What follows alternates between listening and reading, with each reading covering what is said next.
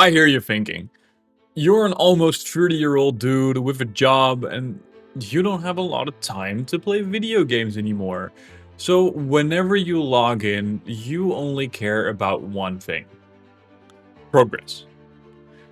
In an industry where a game without predatory microtransactions, forced dailies, login rewards, or battle passes are hard to find, Old School RuneScape is one of the final bastions of a true game that is built for you to have fun. Booting up RuneScape and hearing the menu theme just hits different than booting up a game and having your login reward shoved into your face.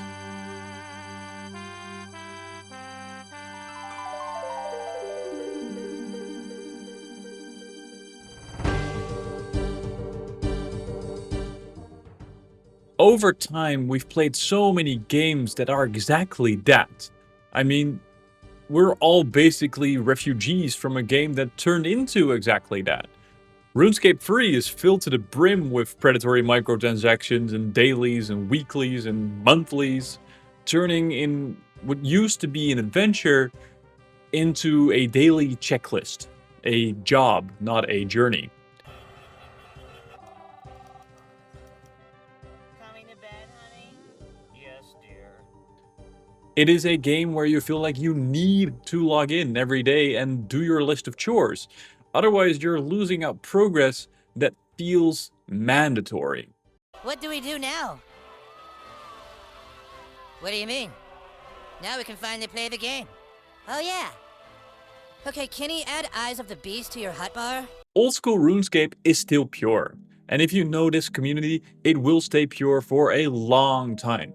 The moment Jagex tries to introduce predatory microtransactions into this game, the entire community will jump ship. The problem is that these other games have shifted our mindset to what games are supposed to be like. We now treat every video game like a grind instead of a game. Have you ever seen this guy? Whenever someone shares a picture of a player like this, the first thing they will say is, "He's having more fun than all of us." A joke? Sure. But also the truth. There's a certain magic in experiencing things for the first time and experiencing them blind. Don't believe me? Let me introduce you to this guy. Matt Season Show is a former World of Warcraft player that came to Old School RuneScape and forbid himself from looking up any information about quests, items, or mobs, you name it. Where a player like you and I will Google what you're going to eat for dinner tonight and throw in an OSRS at the end of it because it became a force of habit to Google every single thing we encounter in this video game, Matt's Season Show is playing blissfully blind. And you can tell he is having a lot more fun than all of us. As a reward, you get a quest point, XP, some gems, and this was awesome. As far as the standards are for MMOs, even today, this was one of the coolest quests I've ever done.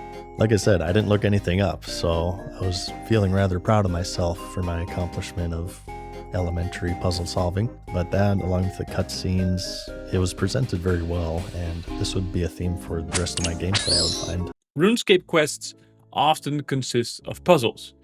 Sure, some are made to be extremely frustrating for no apparent reason. Looking at you, Morning's End Part 2. But all these quests actually feel quite rewarding once you figure them out. Quests like Mistalin Mystery, X marks the spot, or even the part where you have to get 4 different items to put into a door in Dragon Slayer, all feel extremely rewarding to figure out by yourself. But we've taken that joy away from ourselves in the name of efficiency. Now, I'm not telling you to play completely unguided and never look up anything in the game ever again. I respect that there's a lot of fun to be gained from doing things in an efficient way, and that we as adults do have a very limited time each day to enjoy video games. So, we want the progress we make to feel meaningful.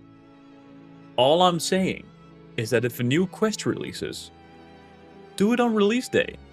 Do it on the day when there are no guides available. Don't wait for the guide. Try and figure it out all by yourself, maybe with a friend.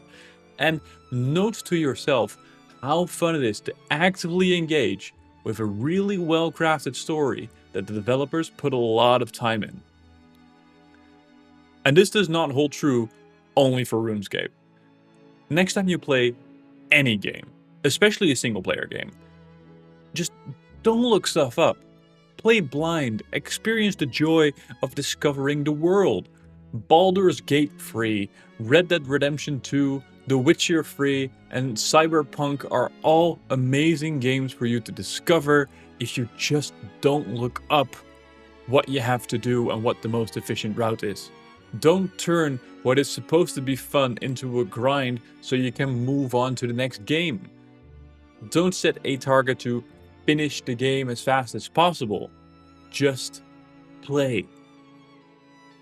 I'll take it one step further. This does not only apply to video games.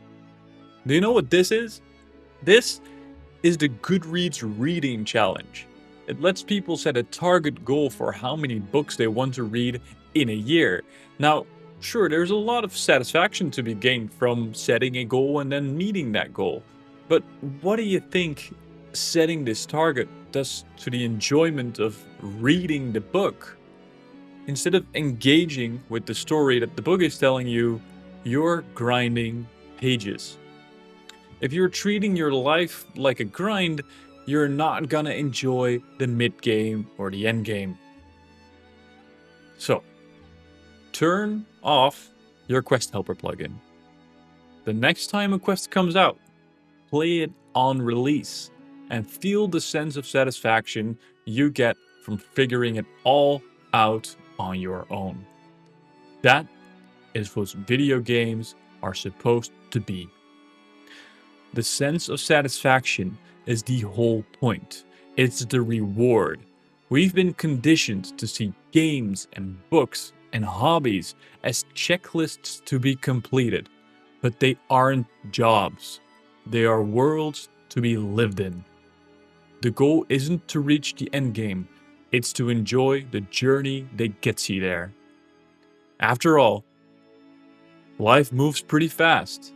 You don't stop and look around once in a while, you could miss it.